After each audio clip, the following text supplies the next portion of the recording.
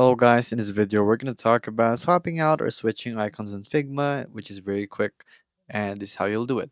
So you'll have to combine everything here in your frame basically into variants. So just select all the icons that you want, combine them into a variant, and then basically right here all you have to do is basically select those that you want. So something like this.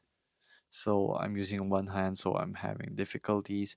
So right here, and then you can duplicate them, and then you can just place them wherever you want right here, and then it's just that simple. So you can also edit it right here.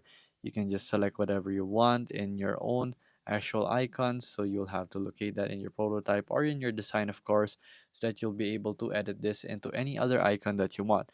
And it's just that simple to actually just swap and switch icons on Figma, and you don't really have to do anything that much right here. So there you go, guys. If this video was helpful, please hit the like button and don't forget to subscribe.